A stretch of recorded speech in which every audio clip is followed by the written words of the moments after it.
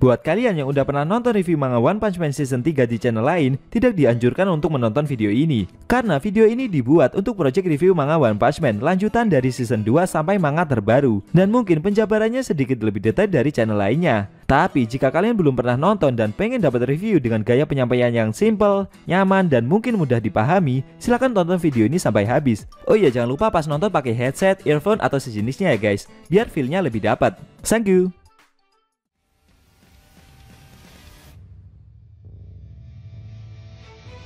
Hai guys, kembali lagi bersama Enku di channel Endesu. Fans Saitama bisa merapat karena di video kali ini kita akan membahas lanjutan cerita One Punch Man setelah Genos yang akan kembali ke medan pertempuran dengan membawa bekal berupa data lengkap yang Drive Knight dapatkan. Lebih tepatnya, kita akan mereview manga One Punch Man versi Murata chapter 121 bersumber dari website Read OPM atau Manga Stream. Dan buat kalian yang belum melihat review chapter sebelumnya, bisa klik link di pojok kanan atas video ini ya. Nah, di chapter 121 ini, Darkseid berhadapan dengan Garou. Di sisi lain, Child Emperor harus bertarung melawan Evil Natural Water.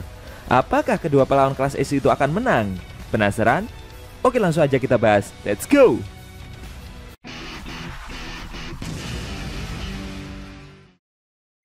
Di awal scene, kita diperlihatkan lorong markas asosiasi monster.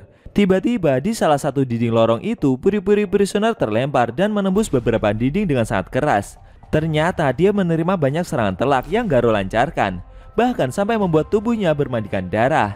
Dalam benaknya, puri-puri prisoner berkata jika dia tidak mengira akan mengalami kekalahan setelah ini. Pahlawan flamboyan itu tidak menyangka tubuhnya tidak bisa digerakkan, bahkan dia sampai tidak bisa berdiri lagi. Akhirnya yang bisa dia lakukan cuma menerima serangan dari Garou saja. Akan tetapi tidak lama setelah itu, Super Alloy Darkseid datang mendekati puri-puri prisoner yang terluka itu. Darkseid melihat jika keadaan dari puri-puri prisoner sudah terluka parah. Dia bertanya, siapa yang melakukan semua ini kepada pahlawan flamboyan itu? Puri-puri prisoner menjawab jika itu adalah ulah dari Garou dan dia telah muncul. Mendengar nama pemburu pahlawan tersebut, tatapan mata Darkseid berubah menjadi serius. Di sisi lain, dari balik dinding lorong itu ada Garou dengan aura membunuhnya yang berjalan mendekati kedua pahlawan tersebut. Puri-puri prisoner memperingatkan Darkseid untuk tidak meremehkannya, karena kekuatan yang Garou miliki jauh lebih kuat dari apa yang para pahlawan bayangkan. Menurut puri-puri prisoner, pahlawan kelas S sekalipun akan kesulitan jika harus berhadapan satu lawan satu dengan Garou. Bahkan bagi seorang dengan kekuatan yang tak tertandingi seperti Darkseid, menghadapi Garou secara langsung akan sangat beresiko. Puri-puri prisoner menambahkan kalau Garou adalah musuh yang bahkan dia sendiri tidak bisa melukainya sama sekali. Mendengar saran tersebut, sambil tersenyum percaya diri, Darkseid berkomentar jika dia akan menghancurkan Garou demi pahlawan flamboyan itu.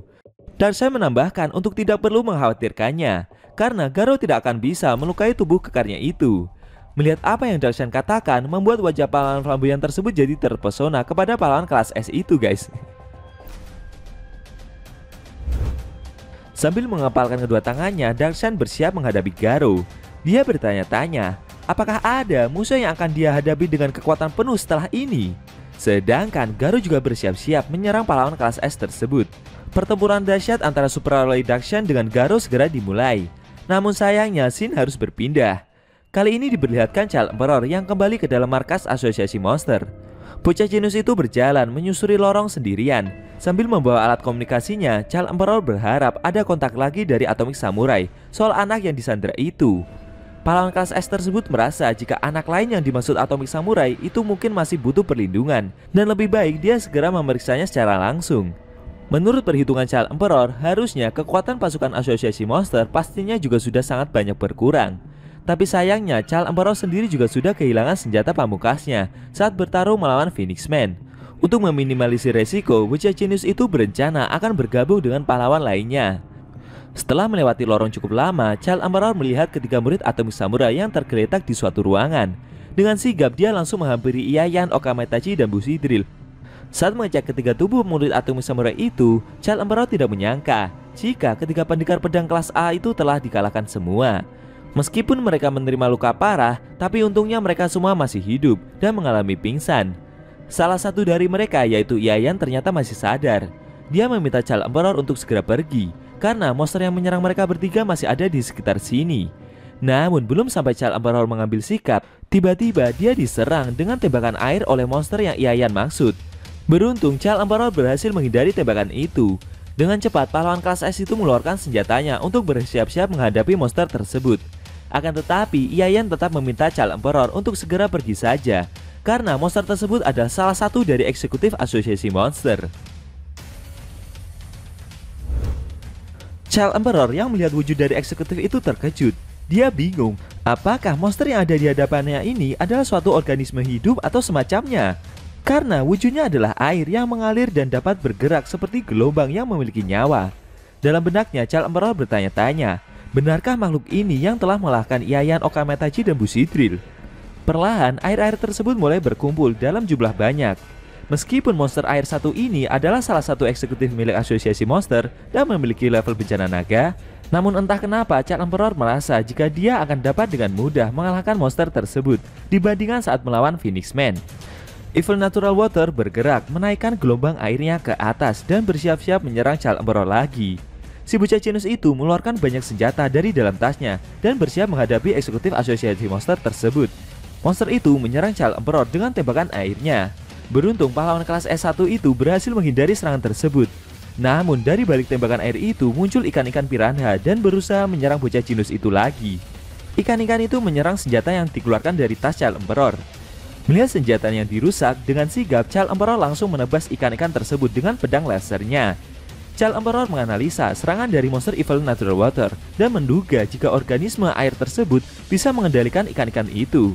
Namun Evil Natural Water kembali menyerang Child Emperor dengan ikan-ikan piranhanya tersebut.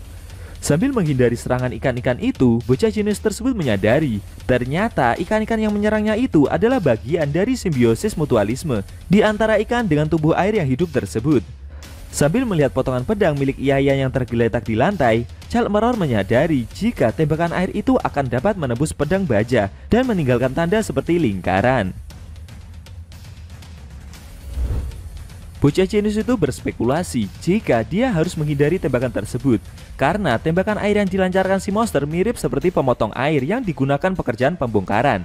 Dan menurutnya, jika menyentuh tembakan air itu sekali saja, bisa berakibat fatal. Sambil menghindari serangan yang dilancarkan monster Evil Natural Water, baik tembakan air dan serbuan ikan-ikan piranha itu, Child Emperor menyimpulkan jika dalam pertarungan normal monster satu ini akan sangat berbahaya. Tapi sambil tersenyum, bocah jenius itu merasa beruntung bisa datang tepat waktu ke tempat ini, karena dia memiliki cara untuk menghadapi monster air satu itu. Lalu Child Emperor mengeluarkan senjata dari dalam tasnya, seperti potongan mainan bongkar pasang, dan membentuk boneka mainan. Setelah itu bersiap menyerang si monster. Di sisi lain, monster Evil Natural Water kembali menyerang dengan tembakan airnya.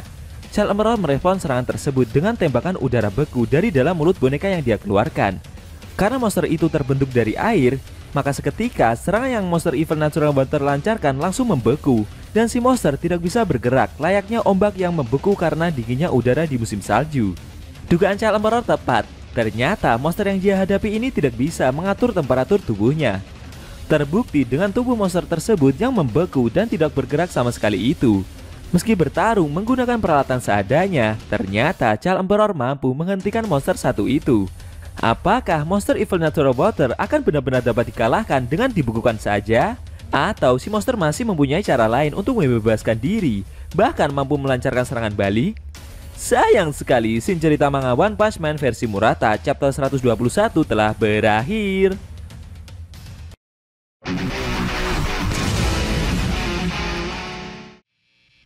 Oke guys, itu tadi review manga One Punch Man chapter 121 yang ending scene-nya memperlihatkan Child Emperor yang berhasil membekukan monster Evil Natural Water hanya dengan senjatanya yang tersisa. Bagaimana menurut kamu? Jangan lupa tinggalkan komentar kalian ya. Kalau mau nonton review sebelum atau selanjutnya bisa klik link di deskripsi. Linknya udah Mimin taruh di sana kok. Buat kalian yang punya Instagram atau TikTok, jangan lupa follow sosmed Mimin juga ya guys. Oke? Tekan like kalau suka sama video ini dan dislike kalau nggak suka. Jika ada kata-kata dari Enkun yang kurang pas, Enkun mohon maaf dan sampai bertemu di video review manga One Punch Man versi Murata selanjutnya.